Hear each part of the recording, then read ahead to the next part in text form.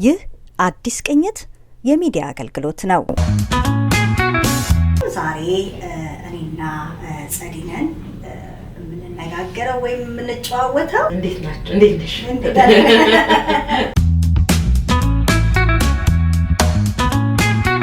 የተከበራችሁ አድማጮች፣ ዛሬ ትኩረት ያደረግነው ኢትዮጵያውያን ከትውልድ ሀገራቸው ከመውጣታቸው በፊት ቀድመው ሊያውቋቸው ስለሚገቡ ጉዳዮች፣ ሌላ ሀገር ከደረሱ በኋላ ደግሞ ማወቅ ስላለባቸው የሀገሩን ስርዓት፣ ከዚህ በተጨማሪ በጋብቻ የሚመጡ ከሆነ ደግሞ ከሚያገቡት ሰው ጋር ስለሚኖራቸው ግንኙነት በተመለከተ በቶሮንቶ ከኢትዮጵያ ማህበር የክራይሲስ ኮሚቴ አባል ከሆነችው ከጸደይ ጋሼ ጋር ያደረግነውን ቆይታ እንድትከታተሉ እንጋብዛችኋለን። ኢትዮጵያ ኮሚኒቲ ክራይሲስ ኮሚቴ ውስጥ ነው እየሰራ ያለሁትና እንደ ማህበረሰባችን ውስጥ በየጊዜው ብዙ ክራይሲሶች አሉ እና ከዚህ ውስጥ ደግሞ አንዱ ሰዎች በትዳር ሚስት ወይም ባል አምጥተው እዚህ ሀገር ላይ የሚሆነውን ነገር ነው።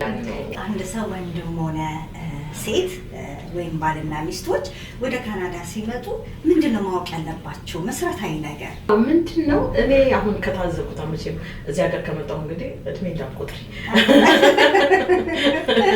ኦልሞስት 9 ዓመት ሆኖኛልና እያየሁት ያለሁት እኔ የትኛውንም ጾታ አይደለም ወንድም ሴትም፣ ግን ሰዎች ሲመጡ የእውነት አንደኛ የሚያመጣው ሰው ስፖንሰር አድርጎ ባልም ወይም ሚስትም እዚህ ሀገር ስፖንሰር አድርጎ የሚያመጣው ሰው በትክክል ካናዳ ውስጥ ምን እንዳለ እሱ እንዴት እንደሚኖር በምን ሁኔታ እንደሚኖር በትክክል ነግሮ መምጣት አለበት። እንደገና ደግሞ ከዛ የሚመጣው ሰው ደግሞ ከኢትዮጵያ የሚመጡ ሰዎች ደግሞ በትክክል አውቀው ማለት ዛሬ እኛ እኮ ስንመጣ እንደዚህ እንዳሆኑ ኢንተርኔት አልነበረ። እኔ ከዛሬ 8 ዓመት አይደው ነው በፊት እንደዚህ አይነት አንተን አልነበረንም፣ ይሄ አክሰሱ አልነበረ። አሁን ግን እድለኞች ናቸው። ስለዚህ ማወቅ ይቻላል። ሚት የምናደርገውን ሰው ያው ሰዎችን ቀምሰን ባናውቃቸውም ግን እንዴት ነው የምትኖረው፣ በምን እንዴት ነው አኗኗር ቤትህ ያለውን ነገር ወይም ደግሞ ያለሽን ነገር ምን አለሽ ምን የለሽም በትክክል እውነቱን ተነጋግሮ መምጣት። ሁለተኛ ትንሽ ቢሆን ሰው ተዋውቆ ቢመጣ ጥሩ ነው ብዬ አስባለሁ። ካናዳ ያው እንደምታውቂው ያው ጥሩ ሀገር ናት። እኔ ወዳታለሁ። ግን እንደ መጀመሪያ ደግሞ እንዳይመጣ ሰው ደግሞ ከባድ ነው። ይሄ ቀላል ሀገር አይደለም እና ሲስተሙን እስከመልመድ። የተከበራችሁ ተመልካቾቻችን እየተከታተላችሁ ያላችሁት የአዲስ ቅኝትን የቴሌቪዥን ፕሮግራማችንን ነው። ለምሳሌ አሁን ስፔሻሊ የአሁኑ ልጆች በጣም እድለኞች ናቸው። ምክንያቱም ኢትዮጵያ ኮሚኒቲ በጣም አክቲቭሊ እየሰራ ያለበት እና ብዙ ኢንፎርሜሽን አሁን ኢትዮጵያ ኮሚኒቲ አለ እና ጎግል ቢያደርጉ ዌብሳይታችን ክፍት ነው። ስልክ ማግኘት ይችላሉ። መጠየቅ የሚፈልጉትን ነገር መጠየቅ ይችላሉ። እዚህም ሀገር ከመጡ በኋላ ደግሞ ኤቭሪቲንግ ማወቅ የሚቻልበት ነገር አለ። ገባሽ? ምንድነው ብንጣላ ሰምቲንግ አርጊመንት ቢኖር ባንስማማ ምን ኢንፎርሜሽን መጠየቅ እንችላለን እና እዚህ ቦታ ላይ ሁላችንም ከገባን እዚህ ካናዳ ከገባን ሰው ሁሉ እኩል ነው። አንደኛው 30 ዓመት ስለኖረ አንደኛው 1 ዓመት 6 ወር ስለኖረ ለአንደኛው የሚዳላበት አይደለም። ግን ትልቁ ነገር ህግን አለማወቅ ብዙ እህቶቻችንና ወንድሞቻችን እያዘኑና እያለቀሱበትና እየተጠቁ ያለበት ሰዓት ነው። ምንድነው? ለምንድነው የሚያለቅሱት? ለምንድነው የሚጠቁት? ለምሳሌ እና አንድ እህት እንደዚህ መጣለች ከኢትዮጵያ እና በጣም ስልክ እያወጣች ነው እና እንደዚህ እና እናንተን ነው የሚመለከተው ክራይሲስ ኮሚቴ እና እስቲ አውሪያት አለኝ። አወራኋት፣ ስልክ ተቀባበልን። ዘኔክስት ዴይ ደወልኩላት እና ልክ ዘኔክስት ዴይ ስደውልላት ምክንያቱም አውርታኛለች ግን ኤክስፔክት አላረኩም። ግን ሳያት እኔ በህይወቴ ብዙ እንትን አይደለሁኝም፣ ቶሎ ሆድ የሚብሰኝ ሰው አይደለሁኝም እና ግን ሳያት ሰውነቴ ተንቀጠቀጠ። እየተከታተላችሁ ያላችሁት የእስኪ እናውጋው የቴሌቪዥን ፕሮግራማችንን ነው። መቋቋም ያቃተኝ ያንን እሷን ወደ ኖርማል ለማድረግና ለማረጋጋት ቴክስት ታይም። ከዛን ግን ምንድነው ሀፕን ያደረገው ብዬ ጠየኳት። ከዛ ምን አለችኝ? አንድ ሰው ተዋወቅኩ ኢትዮጵያ። ያስተዋወቀችኝ የባሌ እህት ናት። ከዛም ተዋወቅን። ወዲያው በአንድ ወሩ ሽማግሌ ተላከ። ከዛ መጥቶ በሰርግ አገባኝ። እንዳገባኝ ወዲያው አረከስኩኝ። ከዛም በኋላ ግን እዛም ሆኖ ፋይት ነበር፣ እንጣላ ነበር። ግን አንደኛ ከዚህ ሄደ ከካናዳ መጥቶ ባላግቷት ታዋት የሚባለውን ነገር ስለማልፈልግ ባይሆንም ለቤተሰቦቼም ስል እኔ ይሄንን ምስል ምናልባት አብሬው ሲሆን ባህሪው ይሻሻላል ነገሮች ይስተካከላል ብዬ አብረን ስላልኖርኩ ይሆን ይችላል። ምክንያቱም እኔ እዛ ነኝ ያለሁት እሱ እዚህ ነው ያለው። ስለዚህ ምናልባት ስመጣ ባራክ ቤት ነው ባህሪው ይስተካከላል ብዬ መጣሁ። ከመጣው ቀን ጀምሮ ግን ሰላም አልነበረንም። በጣም እንጣላለን፣ ይሰድበኛል። ደግሞ ታውቂያለሽ እዚህ ሀገር ላይ በጣም ቨርባል አቢዩዝ በራሱ ወንጀል ነው። በጣም ነው የሚሰድበኛለች። እኔም ብቻ አይደለም ቤተሰቦቼንም ይሰድባላለች። እና በዚህ ሁኔታ ውስጥ ነው እንግዲህ አንድ ሁለት እንግዲህ ሲባባሉ ስልክ እንዳለችኝ ከሆነ ከቤተሰቦቼ ጋር ስልክ እያወራሁ ነበር እና የአንድ አመት ልጅ አላት። በጣም የሚገርምሽ ነገር ሶሴ የሚኖሩበት ቤት አንድ ሩም ነው እና ልጅ ይዟል። እዛ ታች ነው ኪችን ምናምን የሚያበስሉትና ወጥታ እሷ ሰው እንዳያገኛት ከሰው ጋር እንዳትገናኝ እንኳን እሷ ታች ሄዳ አታበስልም። ስለዚህ እሱ ነው ምግብ ለልጆቹ የሚያበስለው እና በጣም ያሳዝናል። በቃ ማለት ይሄ ነገር ካናዳ ውስጥ ነው ወይ እስከምትይ ድረስ ማለት ነው። ከዛም በኋላ ተነጋገርናለች እና ስንነጋገር እንትን ምንድነው ስሙ ለምንድነው ለቤተሰብ ፎቶሾፕ ፊቴን ቪዲዮ እያወራን ነበር ልጄን ላሳይ ሳዞር ለቤተሰቦች ፎቶ ሳይያንስ አይ አላሳየሁም እኔ ልጄን ያሳየሁት በዚህ አንዳንድ ሲል በቃ እኔ እንዳንተው እንደውም እኔ መኖር አልፈልግም በቃ ልውጣ ብዬ በለበስኳት ልብስ ወጣው። ልወጣ ስል እገልሻለሁ ቆራርጬ ነው የምጥልሽ ምናምን ብሎ እገልሻለሁ ስለዚህ ደንግጬ እና ሲታገለኝ መታገስ ስላልፈለኩኝ የሳሎኑን በር ቆልፎብኝ ሲወጣ በጓሮ በኋላ በኩል መውጫ አለ። በዛ ጋር ወጥቼ የሆነ ላውንደሪ ሩም ቁጭ አልኩኝ። ኢትዮጵያ ይፈልጊ በፈልግ በጠብቅ ማንም ያዋራኝ የለም ቋንቋ አልችልም። ስለዚህ ተመልሼ መጣሁና ያው ነገሩን በርዶለታል ብዬ መሄጃም ስለሌለኝ ተመልሼ ስመጣ ቤት ቁጭ እንዳልኩ ፖሊስ ጠርቷል። ከዛ እኔ እንደውም የመሰለኝ አለች ፖሊስ ጎረቤት ጠርቶ መሰለኝ እና ጎረቤት ጠርቶ መስሎኝ ስጠብቅ ጎረቤት አይደለም እና ግቡ አላቸው። ከዛም በኋላ እንደዚህ ወንጀል ሰርተሻል ስለዚህ ልናስርሽ ነው በካሜራ ፊት ለፊት ነው። ከዛ ምንድነው ብዬ እሱን ቀና ብዬ አየሁት ዝም አለኝ። ከዛ እነሱ ጽፈው እጄን ይዘው ሸልተር ውስጥ ጣራት።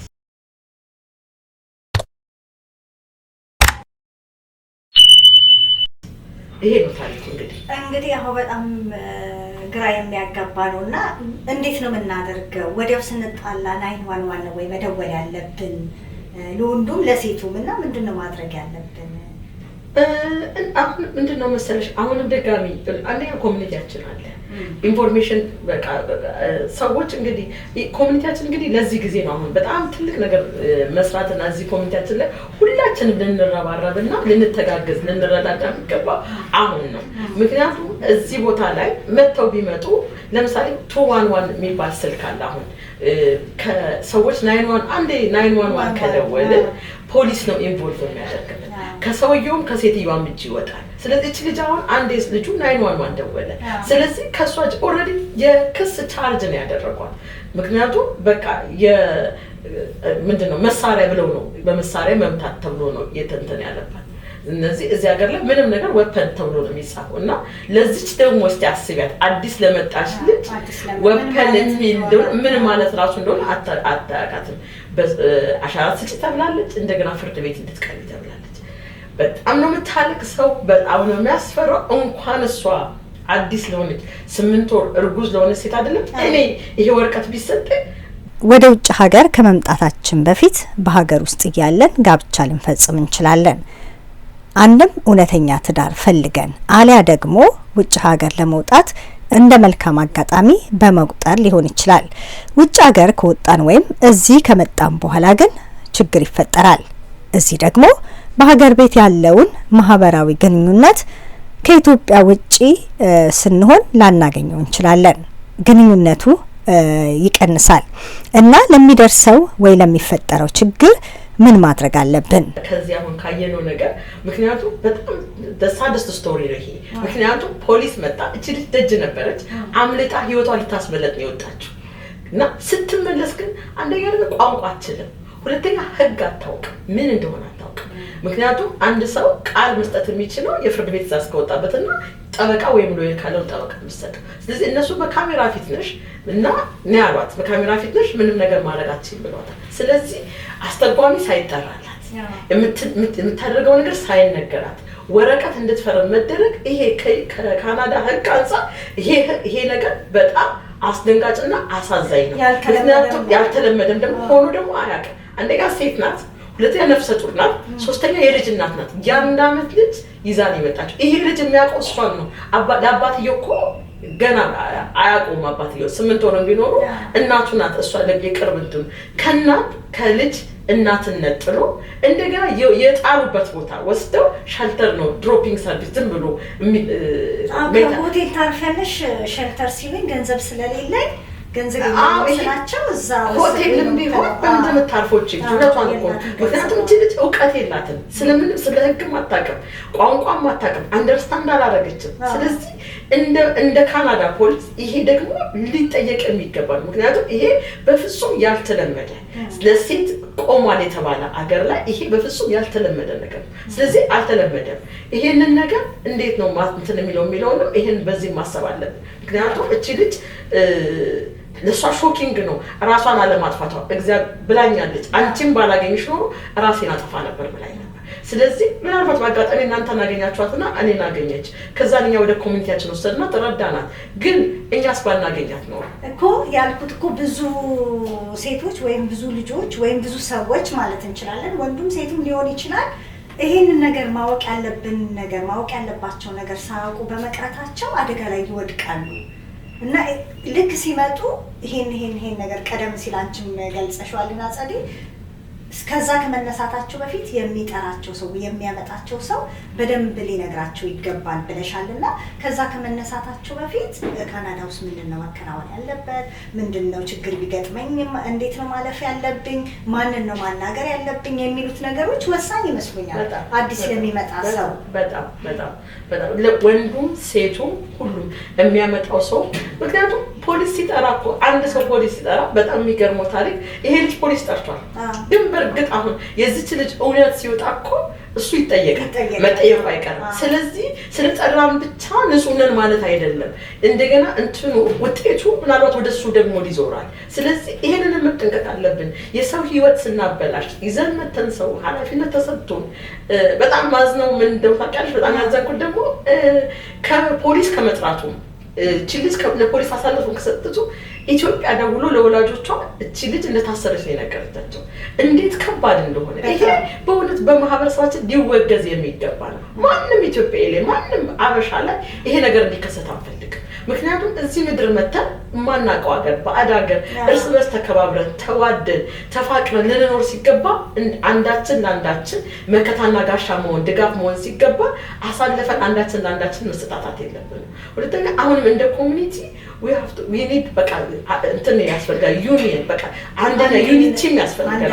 መተባበር አለብን፣ መተጋገዝ አለብን፣ ሰዎችን ማገዝ አለብን በተቻለ መጠን ኢንፎርሜሽን በመስጠት። ስለዚህ ይሄንን ማድረግ አለብን። ሰዎች ለምሳሌ እኔ አሁን አንድ ሴት መታ ከባሏ ተጣልታ ወጣች ከሸልተር ገባሽ ከቤቷ ወጣች እና ሸልተር ሆቴል አስቀምጧት። አሁን ሰዎች ስንጣላ መውጣት ወይስ ምን እናድርግ? እኔ በቀደም ብያቸው ነው መተው ሲያናገሩ ምን አልኳቸው? ፕሊዝ ደውሉና ምን ማድረግ እንዳለባችሁ፣ ምን እንደዚህ ነው ከባሌ ተጣልቻለሁ፣ ምን ማድረግ አለብኝ፣ እንደዚህ ሆኛለሁ፣ ማንን ላናግር ብላችሁ ከጎረቤት ጓደኛሽ ስላደረገ አታድርጉ።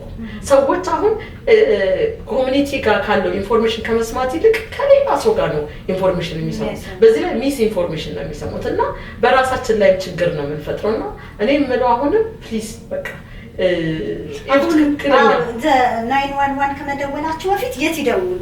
እስኪ ማንም የሌለው ሰው ቢሆን እና ችግር ቢያጋጥመው እንደዚህች ልጅ የት ነው መደወል ያለባት? ኢትዮጵያ ኮሚኒቲ ክራይሲስ ኮሚቴ ሁላችንም ስልካችን አለ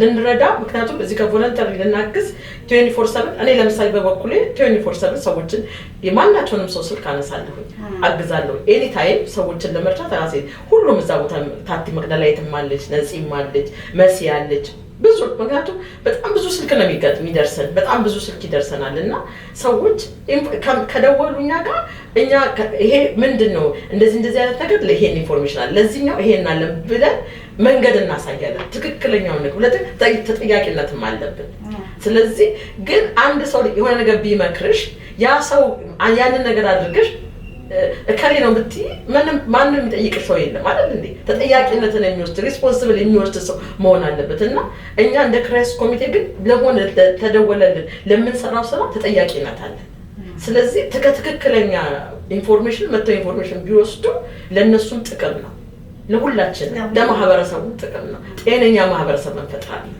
እኔና ጸደይ ለዛሬ ያነሳነው የአንዲትን ከኢትዮጵያ ባላግብታ ወደ ካናዳ የመጣችን ሴት ታሪክ ነው በአንድም ሆነ በሌላ መልኩ የዚህ ሴት ታሪክ የሁላችንም ሊሆን ይችላል ቁም ነገሩ ወደ ካናዳ ስንመጣ ሙሉ መረጃ ይዘን መምጣት ከመጣንም በኋላ በካናዳ ምን ማድረግ የት መሄድ እንዳለብን ማወቅ ነው ሀገራችን እያለን የምናስበው ውጭ ሀገርና ከሀገራችን ወጥተን እውነታውን ስንጋፈጥ ያለው ውጭ ሀገር ይለያልና እኔ ወደ ምንጩ ስንሄድ የመጀመሪያው ድህነት ይመስለኛል በቃ ትልቁ ነገር ሰዎች ከኢትዮጵያ ሲመጡ ህይወት ይሄ ድህነት በራሱ አማራጭ ገብቶሻል ይሄ የተገኘው ይሁን ውጭ ሀገር ብቻ ይሁን ልውጣ እንዴትም ብዬ ልውጣ በሚል አንደኛው ነገር የመጀመሪያው ነገር ድህነታችን ነው ምክንያቱም ድህነት ነው አንገት ጎንባሳ የሚያደርገው ምክንያቱም ቀና የማያስደርገን ድህነት ነው ስለዚህ ሰዎች ሲመጡና እዚህ ሀገር ላይ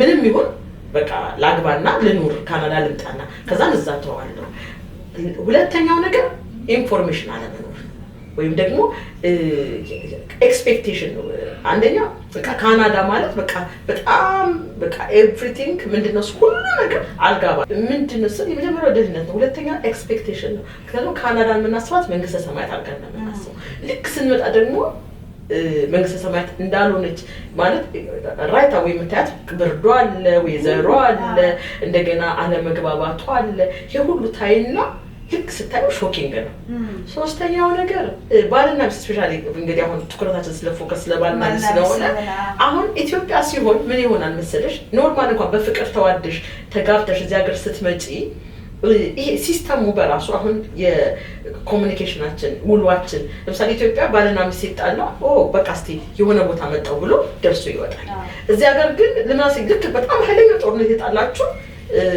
-20 ሆኖ በረዶ እየወረደ ነው እና ወይ ጎይ የትም አትሄጂም ስለዚህ ምንድነው እዛ ቦታ ላይ ነው የምንፋተተው ስለዚህ እኛ እንደ ኢትዮጵያዊ ሃንገር እንዴት ኮንትሮል እንደምናደርግ ንዴታችን እንዴት ኮንትሮል እንደምናደርግ ትሬን አልተደረግንም ትሮማችን እንዴት ኮንትሮል እንደመታከም እንዳለብን እያንዳንዳችን የመጣንበት መንገድ አለ ይሄንን ሁሉ ኮንትሮል ማለት ሰው ሳይኮሎጂካሊ ሄዶ መታከም ሐኪም መታየት ሲደብረን ደብሮኛል ማለት ይሄ ልክ እንደ ነውር ነው በእኛ ማህበረሰብ ውስጥ የሚታወቀው ጭንቅላታችንን ሲያመን አመመኝ ማለት ልክ ይሄ ነው ማለት ስትረስ ይሆናል ጭንቅላት ይታመማል ዲፕረስድ ይሆናል ይሄንን እንደ ህመም አናየውም ወይም ደግሞ እንደ ትክክለኛ ነገር ስለዚህ ይሄ ሁሉ ትዳርን ህይወትን አፌክት ያደርጋልና የምንጠብቀው ያ እንትን ማለት ጠዋት ወጫለሽ ስራት መጫለሽ ከዛ ኩክ ማድረግ አለብሽ ሳህኑን ኩባያውም አንቺን ነው የሚጠብቀው ምክንያቱም እኛ የለመድነው አለ ወንዱ ስራ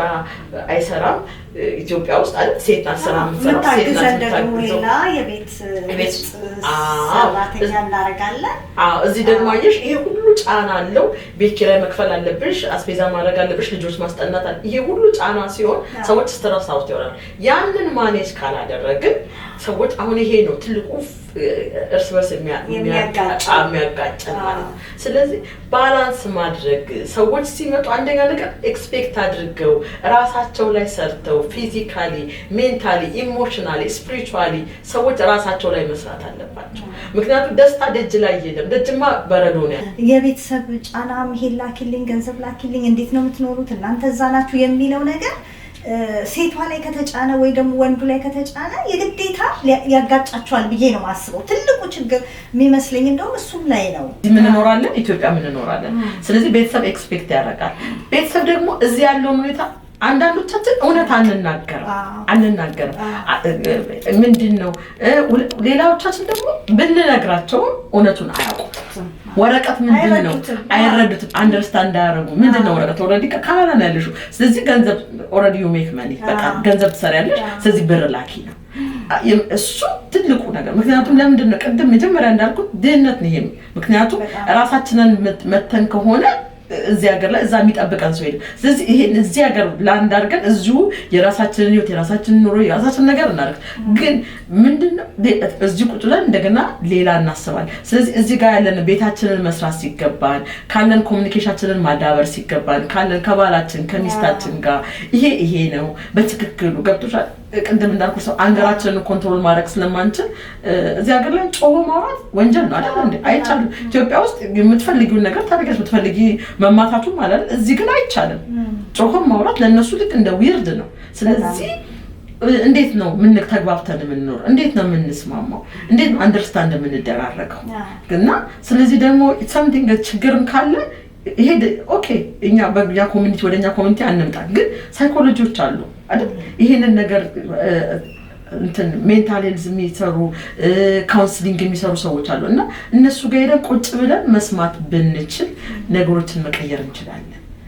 እና ከኮሚኒቲያችን ጋር ደግሞ እንደው አታች ብንሆን፣ ምክንያቱም ሁሌ ኔጌቲቭ ነገር እንደዚህ ኢትዮጵያውያን አብረን ይበላሉ ሳይሆን እርስ በርስ በቃ እኔ ያለፍኩበትን መንገድ ለሌላው ሰው በማስተማር ደግሞ እኛም እዚህ የቆየን ሰዎች ትክክለኛውን እውነቱን በመናገር እኔ በጣም ማዝዶ እንደውም እዚህ ሀገር የቆየንን ሰዎች ነን እኛ የቆየን እውነቱን ለሰዎች በመናገር ኢትዮጵያ ስንሄድ የእውነቱን በመናገር የምንኖረውና የምንናገረው ይለያል። ለዚህ እኮ ነው ባላስ አይ ሪሜምበር እኔ ሸልተር እንደገባሁኝ አንድ ልጅ ከባላምጥቷት እኛ ሸልተር መታ ነበር ትኬት እስኪቆረጥላት ምንድነው ሀፕን ያደርገው ልጅቷ ፕሮፌሽናል ሰራተኛ ናት። ያው ስሟን ስንት ለማይል እንትን ታሪኩን ልንገርሽ ብዬ ነው። ፕሮፌሽናል ሰራተኛ ናት። ከዛ ባልዮ በቃ እኔ ያለ ብር በጣም ያው ቁብም ገብቶ ምን ይሁን ብቻ እዛ ሄዶ ያው ብር መንዝሮ ምናምን በጣም ሀብታም ነኝ እንደዚህ ነኝ እንደዛ ነኝ ብሎ ነገራት። ከዛ ኦኬ አለች አግብታው መጣች። ስትመጣ ግን እሱ ቻይልድ ቤኔፊት ይቆረጥበታል፣ የልጅ ይቆረጥበታል፣ ቤዝመንት ነው የሚኖረው ምናምንና እሷ ፕሮፌሽናል ስራ ያላት ትልቅ ቪላ ውስጥ የምትኖር መኪናዋን አቁማ ምናምን ነው የመጣችው። በአጋጣሚ ልጆቿ ነገሯን አፈራርሳ ስላልመጣች ኢሚዲየትሊ ሪፖርት አድርጋ ወደ ኢትዮጵያ ተመለሰች። ይሄ በቃ just a good decision ነው። አንዳንድ ጊዜ ምንድነው መሰለሽ እዚህ ያለው ተስፋ በጣም ሃይ ተስፋ ስለሚሆን በቃ ትልቅ ስለሚሆን ሰዎች ያላቸውን ነገር ሁሉ አፈራርሰውት ይመጣሉ። ሲመጡ እዚህ ደግሞ ሌላ ነው። ቀድሞ የመጣ ሰው ኢንፎርሜሽኑን በመንገር በማስረዳት ትልቅ ኃላፊነት ያለብን ይመስለኛል። ካለበለዚያ ነገሩን የምንለውጠው አይመስለኝም። እውነት ነው። በጣም ማለት ትክክለኛው ነገር ሰዎች አሁን ስፔሻሊ ደግሞ በዚህ ዘመን ደግሞ በእውነት እኛ እውነት እኔ ምን አስባለሁ መሰለሽ ሰው እዚህ ሀገር ላይ ካናዳ ይሄን ነገር ኑሩ ብሎ ሰጥቶናል አይደል? ኑሩበት ብሎ ወለዱ ብሎ ልጆች አሳድጉ ብሎ ሰጥቶናል። ግን የእውነት ግን የምንኖረው ግን የእውነት ብንናገር የእውነት ምን እንዳለ በቃ ስራውም እንዴት ሃርድ እንደሆነ በትክክል ኢትዮጵያ ውስጥ እኛ ቢሮ ውስጥ ገብተን ሰርተን እናውቃለን። ጠዋት ትገቢያለሽ፣ ከዛ እረፍት ሰዓት ሻይ ትጠጫለሽ፣ ከዛ ምሳ ሰዓት ትወጫለሽ፣ ከዛ በጣም ሪላክስ አድርገሽ እዚህ ሀገር ግን የለም። ምክንያቱም ሁሉም ነገር ፕሮፌሽናልን ብትሰሪ በደንብ ተጠቅሞብሽ ነው ያለሽን ነገር ሁሉ ወስደውት ነው። ስለዚህ የትኛውም ስራ ቀላል አይደለም። ግን አብሮሽ ያለው ሰው ደግሞ የሚያግዝሽ የሚረዳሽ የሚያውቅ ውሎሽን የሚያውቅ አንቺም ደግሞ ልክ እንደሱ የምትረጁ የምታውቂ ውሎሽን የምታውቂ ይሄ ደግሞ እኔና የባሌ ወይም ደግሞ የባልና የሚስቱ አለመግባባት ደግሞ ለምንተካው ጀነሬሽን አፌክት ያደርጋል። ልጆች ይጎዳሉ። ልጆች ብዙ ነገር ያው በዚህ ነገር እንግዲህ ወደፊት እንደውም ብዙ የምናወራበት ይሆናል። ይህ አዲስ ቅኝት የሚዲያ አገልግሎት ነው።